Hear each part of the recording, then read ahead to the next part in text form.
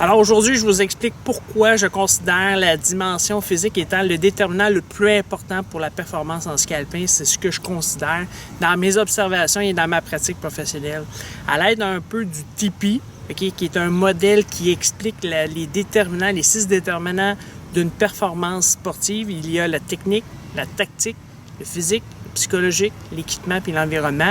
C'est un modèle super intéressant. Ce sont 6 déterminants qui déterminent la performance d'un événement sportif. Néanmoins, ces 6 déterminants-là n'ont pas toutes la même valeur et personnellement, ce que je considère dans ma pratique, c'est l'élément physique est le plus important.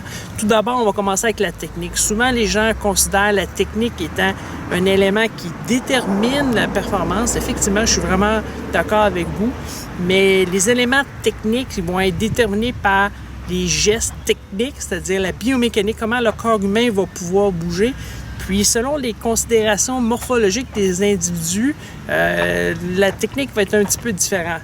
Donc, par exemple, je vois souvent des gens qui ont, par exemple, un problème au niveau de leur équilibre. Forcément, s'il y a un problème de stabilisation au niveau de la cheville et du genou, ça va être difficile d'avoir un bon équilibre sur le pied extérieur. Donc, la technique, elle va être en résulté.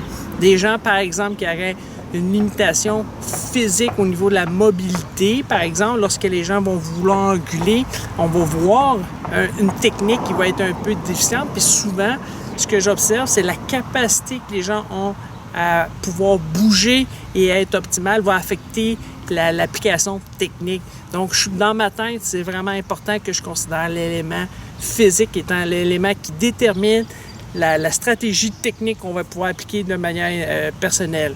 L'autre aspect, le côté tactique. Le côté tactique, c'est le côté où est-ce qu'on combine un aspect physique avec un élément émotionnel.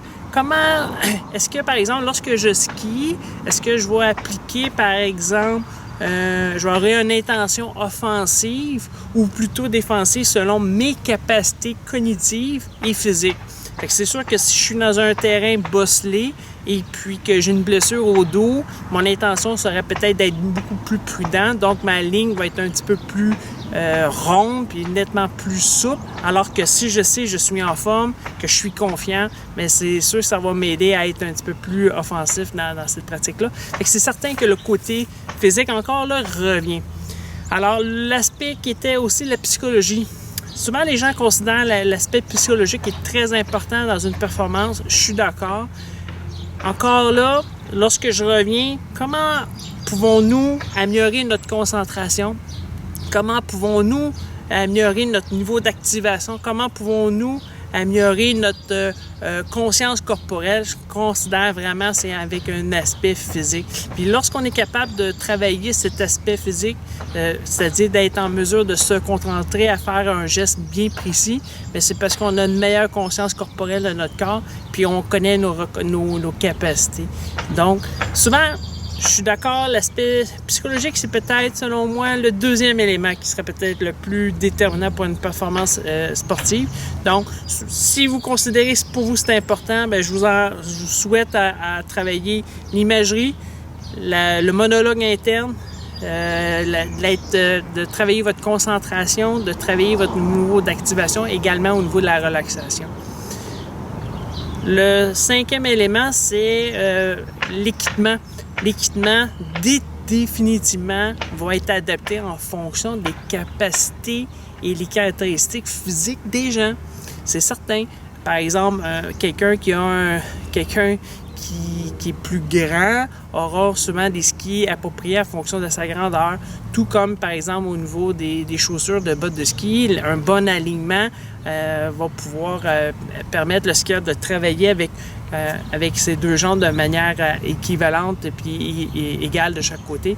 Donc c'est sûr que l'équipement c'est vraiment important pouvoir avoir un équipement adapté aux caractéristiques et aux capacités des gens.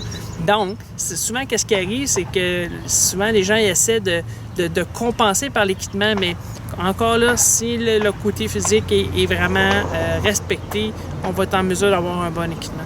Et le dernier élément, c'est vraiment l'environnement. C'est sûr que l'environnement détermine également et permet d'évaluer la performance en ski.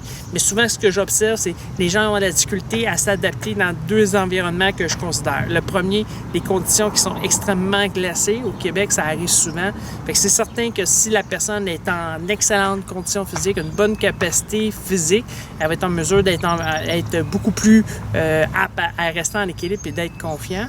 Ou dans des situations où est-ce que la neige est nettement plus lourde ou est plus abondante, bien souvent le niveau d'endurance va être affecté un petit peu chez ces gens. Donc, l'environnement va affecter beaucoup l'élément physique.